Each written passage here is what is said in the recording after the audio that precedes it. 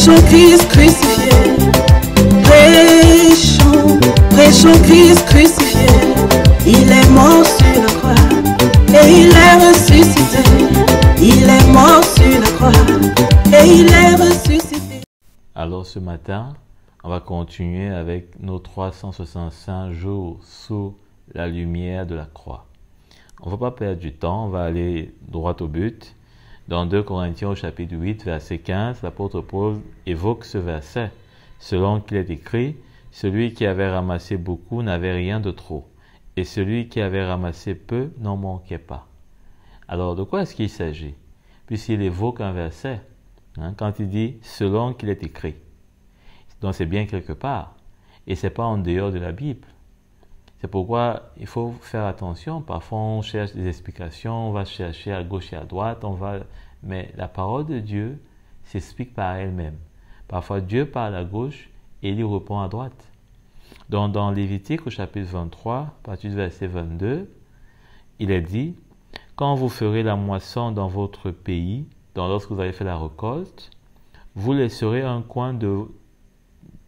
laisseras un coin de ton champ sans le moissonner, donc sans le récolter. Et tu ne ramasseras pas ce qui reste à glaner, donc des choses qui pouvaient être encore au sol, par exemple, des épis de maïs, des choses qui ne sont pas forcément de grande valeur, mais quand même qu'on peut avoir envie de ramasser. Il dit, tu abandonneras cela aux pauvres et à l'étranger.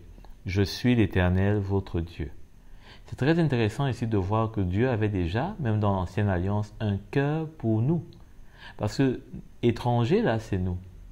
Nous étions étrangers aux alliances de Dieu, c'est ce que l'apôtre Paul dit. N'avions même pas droit de citer dans cette nation. Et nous étions pauvres. Parce que nous étions seulement là des idolâtres. On ne connaissait pas Dieu. On avait une vie païenne. Tout ce qu'on méritait, c'était la mort. On était pauvres, à tout point de vue. Dieu avait réservé les bénédictions pour le peuple d'Israël. C'est pourquoi il lui a donné la loi et il était dit, le contrat était que si tu mets en application toute la loi, eh bien je vais te bénir.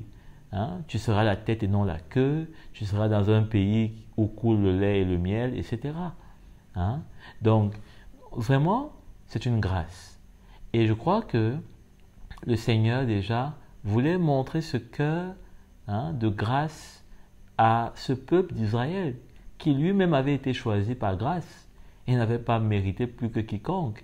Et d'ailleurs, la suite de leur parcours montre bien que s'il fallait mériter, peut-être qu'ils seraient les derniers. Donc, on doit bien comprendre ce texte parce que ça parle. Et l'apôtre Paul dit que, eh bien, celui qui, donc, finalement, par cette technique que Dieu avait imposée, on peut dire une technique économique, pour que finalement personne ne puisse être, n'est-ce pas, dans la pauvreté. Ce qu'on voit quand on lit ce que l'apôtre Paul dit, celui qui avait ramassé beaucoup n'avait rien de trop. Donc, ce n'est pas comme dans nos sociétés aujourd'hui où il y a des gens qui sont hyper riches. Par exemple, tout récemment, il y a des statistiques qui sont sorties et qui ont montré qu'il y a de plus en plus de personnes qui concentrent à elles seules une grande part de richesse. Par exemple, on vous dira que 100 personnes, 100 milliardaires dans le monde détiennent la fortune qui peut servir à plus de 100 millions de personnes. Vous imaginez? Donc, voyez comment est-ce que cela est, n'est-ce pas, un fossé de 100 personnes qui détiennent la vie de 100 millions de personnes. Donc, ça montre que Dieu vraiment avait tout prévu. Et que tout se faisait avec un cœur de grâce et d'amour. Parce que si celui qui avait beaucoup ramassé, eh bien, donnait, puisqu'il dit que celui qui avait beaucoup ramassé n'avait rien de trop. Pourquoi il n'a rien de trop? Parce qu'il donnait le superflu. Hein? Le superflu, c'est quoi? C'est de ne pas ramasser ce qui traîne. Hein? Ce qui traîne là ne lui servira pas, hein, comme si il n'avait pas déjà assez. Hein? Et il ne doit pas aller moissonner un coin de son champ, comme si les autres parties de son champ ne lui suffisaient pas. Donc, l'apôtre Paul est très clair. Hein? Quand il parle de cette règle, une règle d'égalité. Hein? Parce que finalement, on n'aura jamais de trop, c'est-à-dire que on ne sera pas des personnes qui vont être comme dans l'abondance pendant que les autres misèrent. Hein? Et quelque part, ça doit être un sentiment de bonheur, non seulement parce qu'il y a beaucoup de joie à donner qu'à recevoir, mais surtout, hein, que nous sommes avec des personnes qui ne misèrent pas et qui ne nous regardent pas, disons, comme si on était l'objet de leur malheur, ou ne nous enviaient pas. Hein? Aujourd'hui, pourquoi est-ce qu'il y a de l'envie?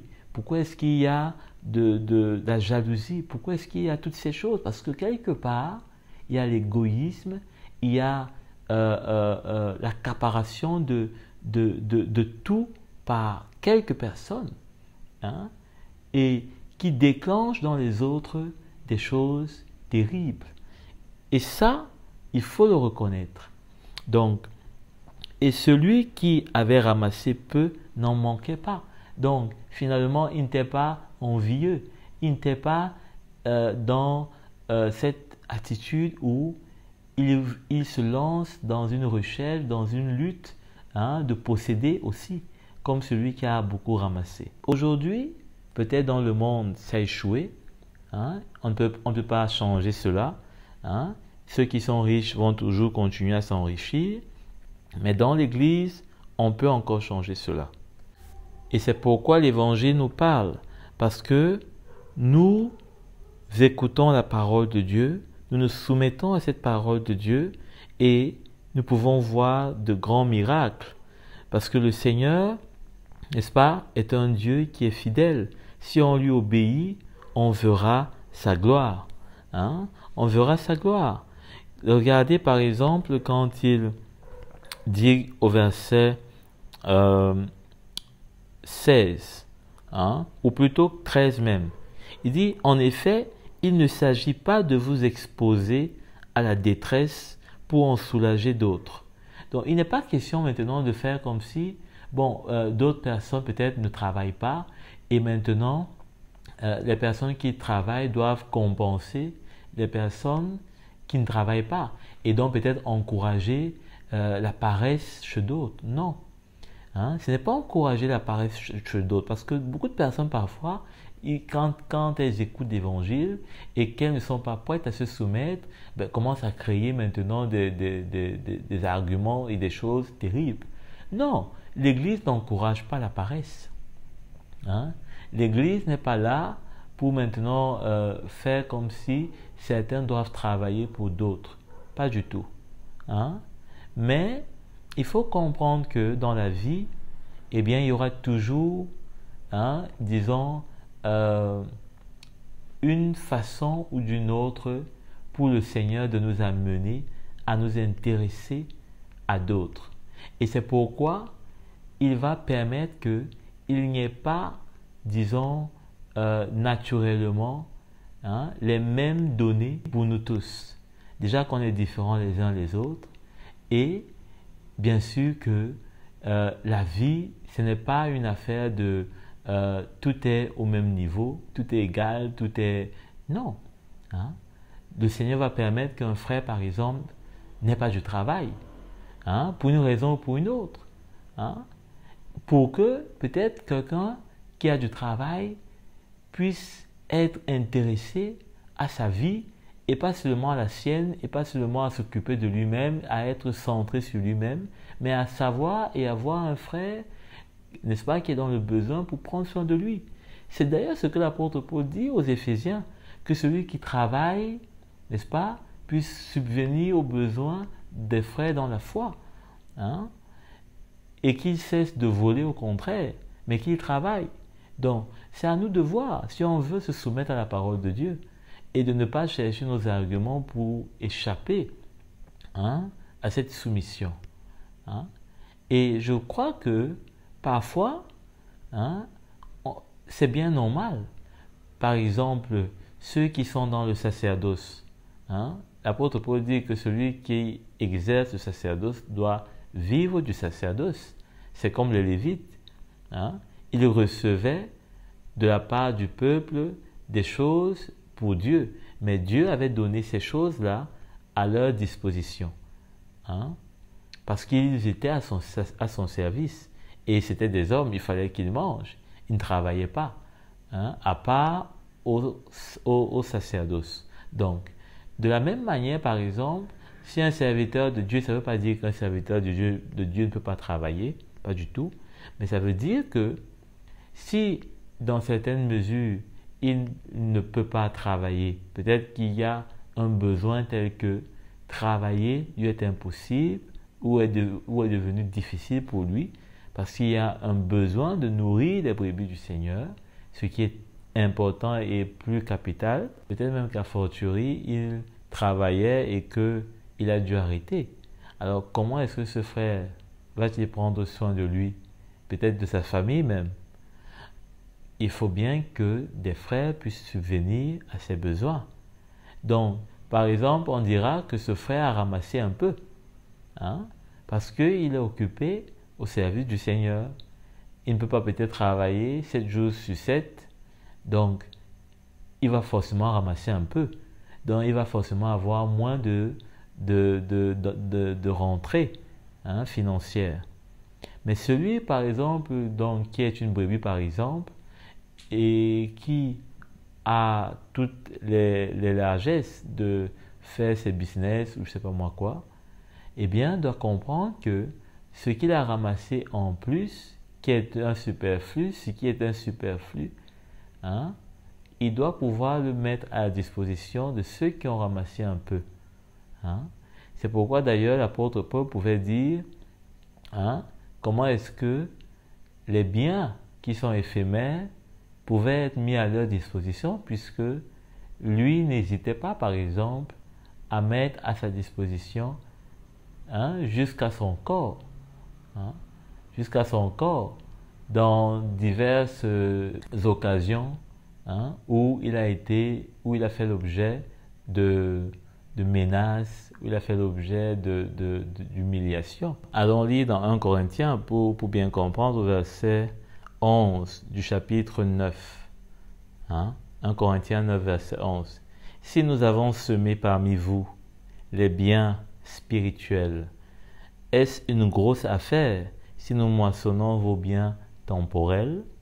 Donc vous comprenez que l'apôtre Paul, disons quelque part, il les défie, hein, de moissonner leurs biens temporels. Rappelez-vous qu'on a lu qu'il fallait laisser, hein, un coin du champ qui était moissonné. Hein. Donc, par exemple, ça c'est une bonne illustration.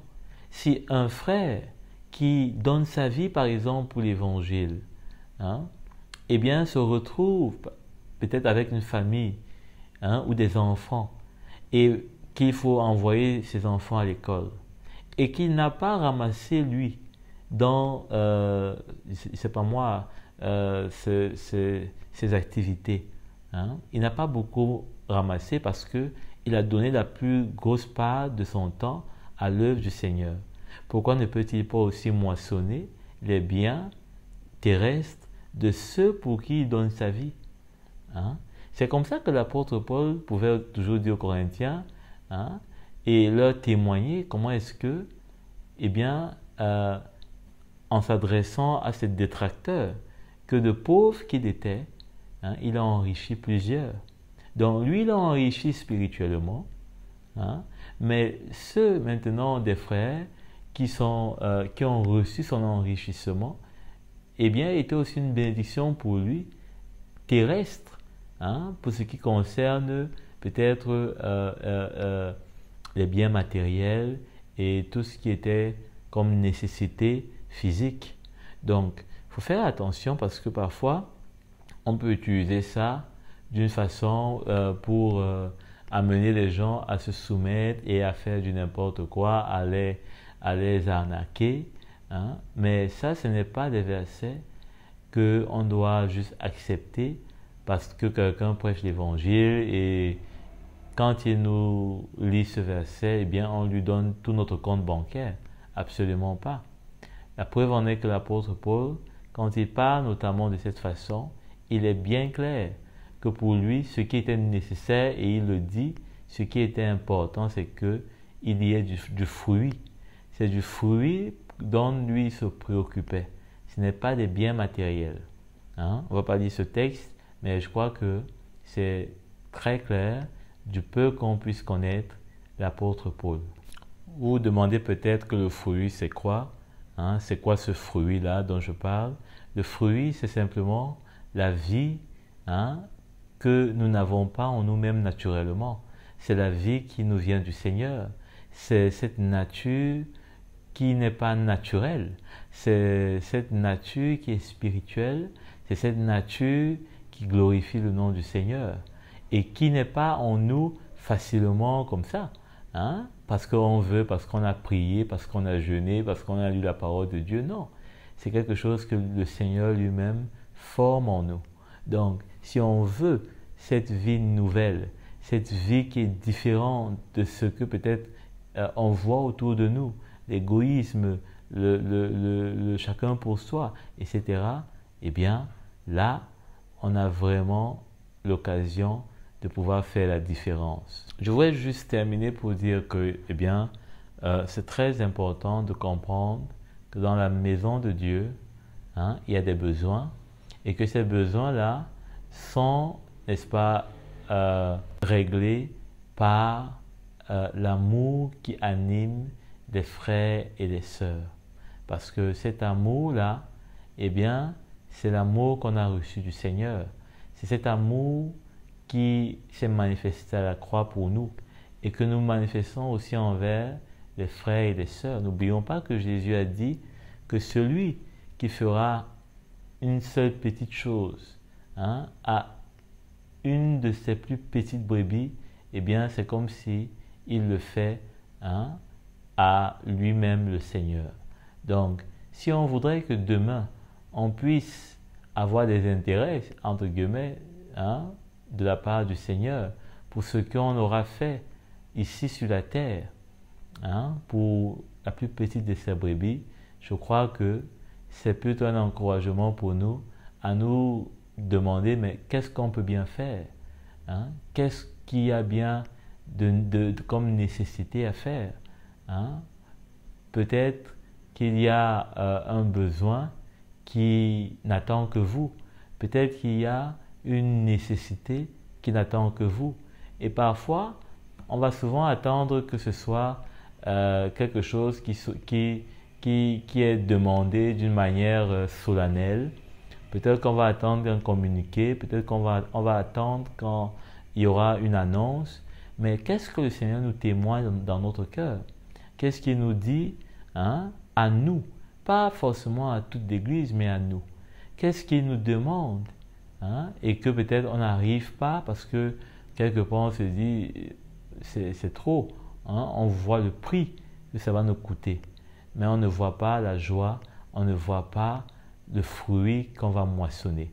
Et c'est ça qui est bien triste, parce que ce que nous, on va laisser à d'autres de moissonner dans notre champ, dans notre vie, eh bien, on ne le sait pas, mais c'est une semence pour que nous puissions moissonner de la part du Seigneur lui-même, eh bien, un fruit. Eh bien, sa paix, eh bien, sa vie, eh bien, sa joie, eh bien, son espérance, et encore plus. Voilà ce que j'avais à vous dire à ce sujet. Donc, je vous retrouve très prochainement, et sur ce, je vous souhaite une bonne journée. La prédication de la croix est une folie pour ceux qui périssent. Oh oui, mes chers frères, puissance de Dieu. pour nous qui sommes sauvés. Prêchons